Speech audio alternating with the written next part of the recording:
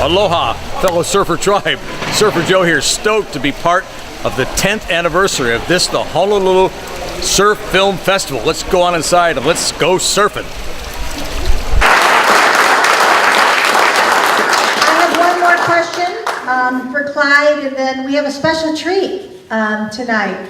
Clyde is going to share something very special tonight after I ask my one question, and then after that we'll open it up to the house. Okay?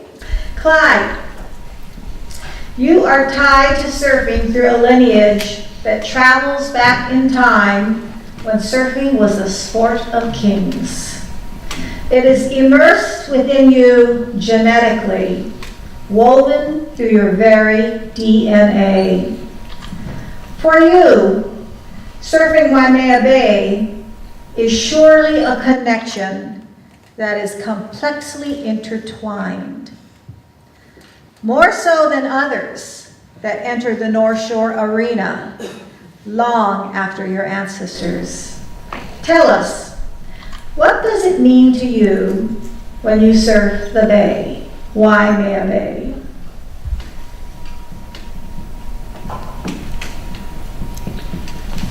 Well, first of all, I want to make acknowledgement to people who was Eddie's hero and my hero. And they're right here on this stage right now. Peter Cole. We used to go down to the Shell in the 60s, and we used to watch Bud Brown's big wave movies. And there was Peter Cole charging all the time. And me and Eddie, we was trying to look for one Hawaiian, because everybody else was Holly guys, right? Greg Doyle, Stan, Mike Doyle. So me and Eddie trying to wait for the Hawaiian drop in, right? And there he was, Kimo Hollinger.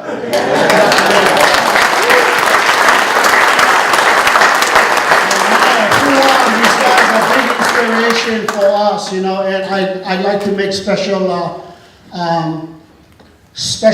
alohas to Joe Quigg, because he's ultimately the man. Me and him used to sail in Waikiki, sailboard riding, windsurfing for years, and we used to have a lot of fun with Joey Cabell. Windsurfing was happening. In fact, a very quick one, when we lost Eddie, and we all know that when you lose someone, it's really hard to survive. It's really hard to recoup. Because you miss them so much, you love them so much, you do everything with them, ride the biggest waves in the world, chase the Holly girls, go, fishing, diving, whatever, me and Eddie. But, windsurfing in 1979, Eddie got lost in 78. But in 1979, the sport of sailing, windsurfing, took over my whole body, my whole mind. I never seen my wife for 1 year. My business, everything. Big wave riding on the North Shore was zero. And I had engulfed myself in the sport of windsurfing. And that's what really had pushed me above the loss of Eddie. I just wanted to express that very quickly.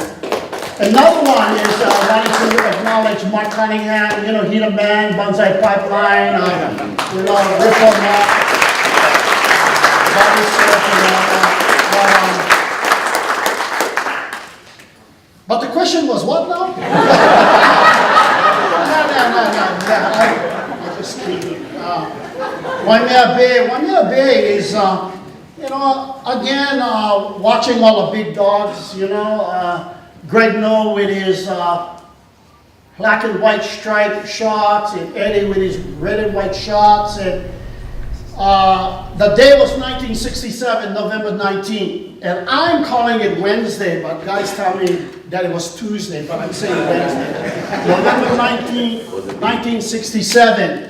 That day, according to me, Uncle Clyde, was the biggest rideable day at Waimea, all the way up.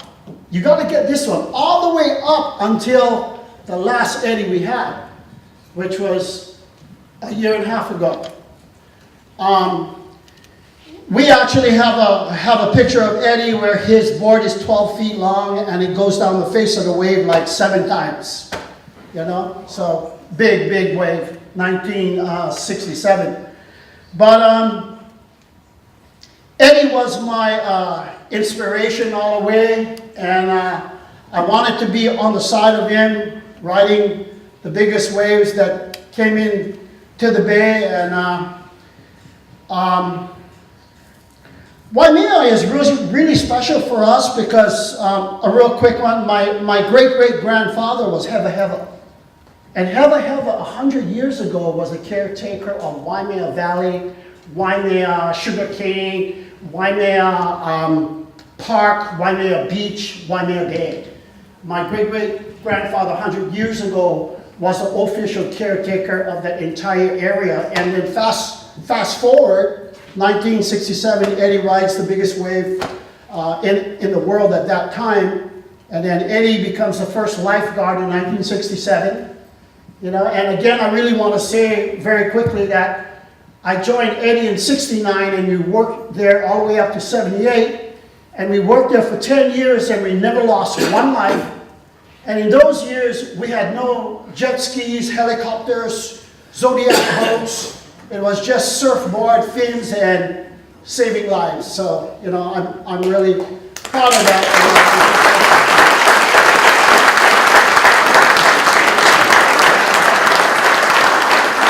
Okay, you got something special to share today with us, I know. So should we roll it now?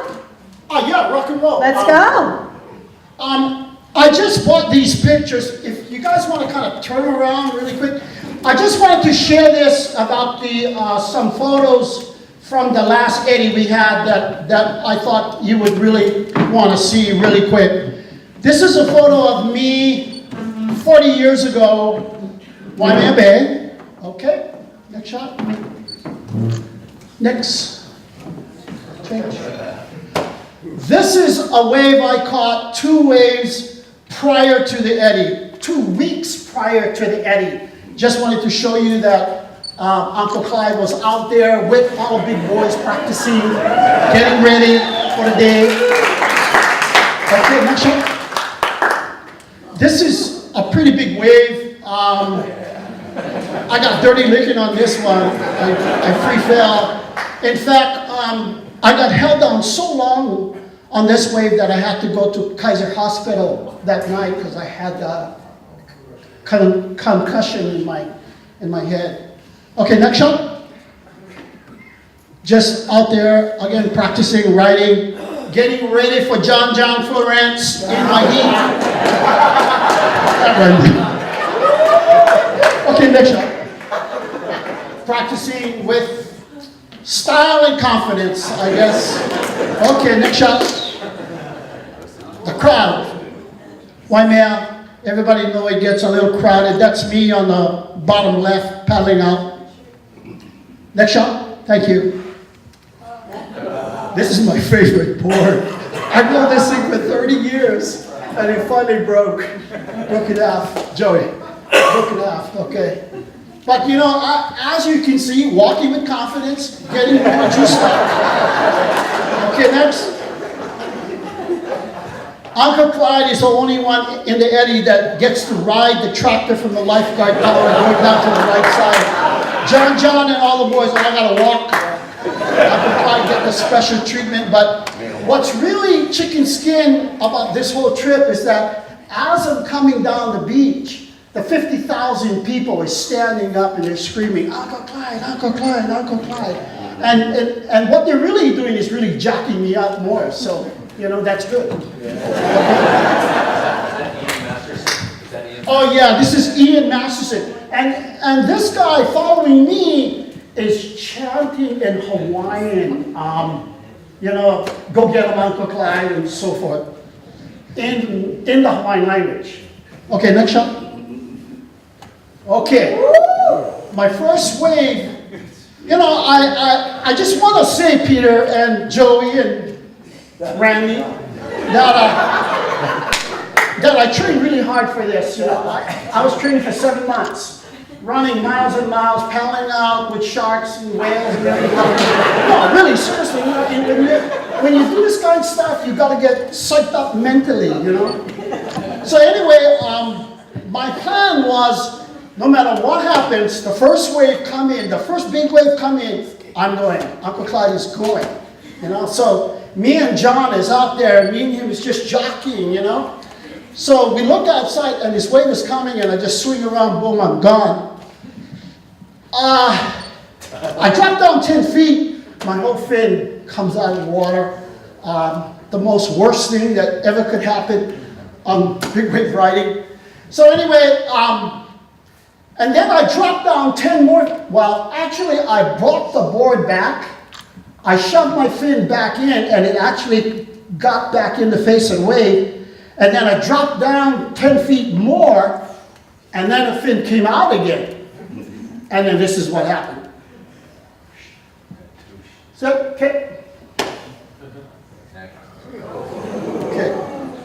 Triple tear rotator cuff, 2-inch hole, 5 screws, 9-hour surgery, 9-hour recovery. So, I'm ready to go now.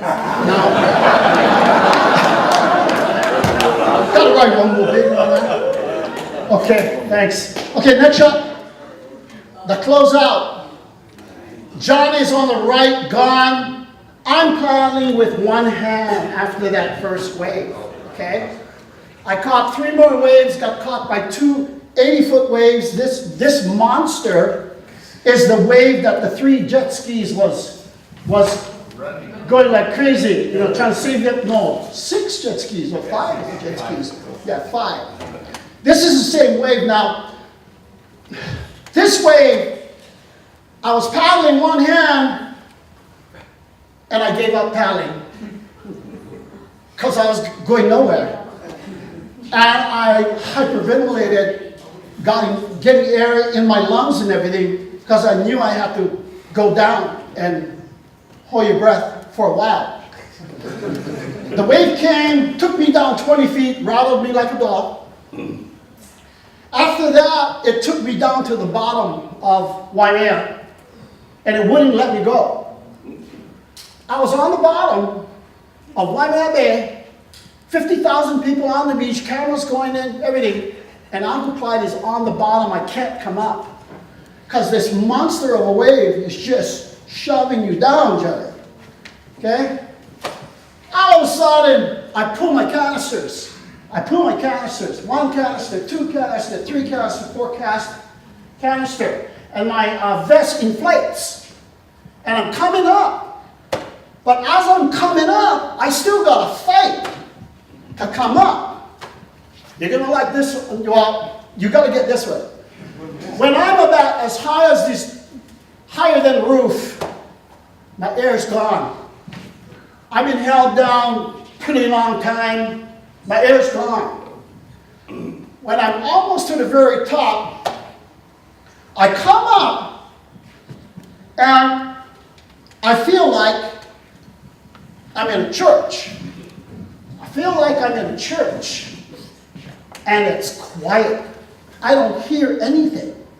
And as far as I can see, I can't see anybody, but all I can see, like never before, Peter, the entire Waimea Bay is white.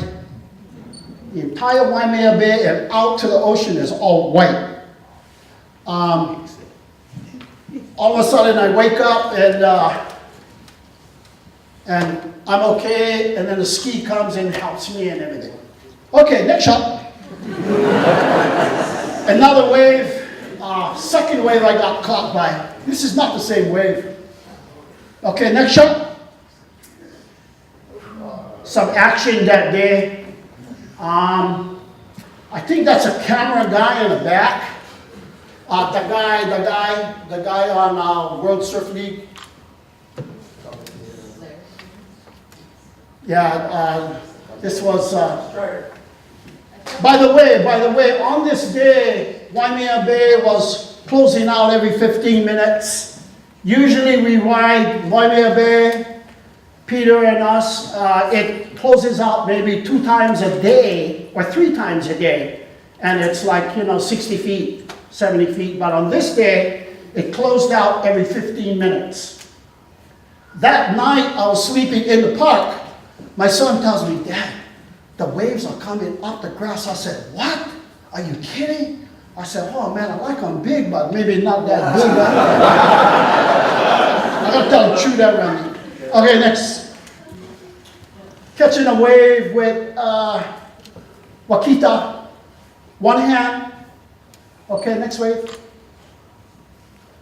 This is my second round. I came in on the first round. I went to the tent with the doctors and they tried to get my shoulder halfway decent and shot me up with IVs. And all I told the doctor was, Doc, we got another 45 minutes. I gotta go ride one more. So that's a shot me going out on the second round. When I went down to the right side of the bay, and all the people were screaming, Uncle Clyde, Uncle Clyde. I mean, I felt like I was in a stadium, and this roar from the mountains was just echoing, you know, like a stadium. And I was standing there and ready to go out, and I just felt like I had to give a speech right on the beach. So I told everybody to, you know, quiet, and I just told them that, you know, Uncle Clyde got all bossed up in that first round, but I promise you, I'm going to go out and catch one more wave. So anyway, okay, next shot. That's my next wave. Decent wave. One minute now. Okay, next wave. My injuries. Just showing my injuries. Next. I work for the Department of Education, taking care of over 300 homeless kids, students, Farrington High School, making sure that they get breakfast and lunch and school supplies and bus tickets. Next shot. Out of all the guys, Uncle Clyde made the front cover of this magazine, and hooray. Thank you, everybody.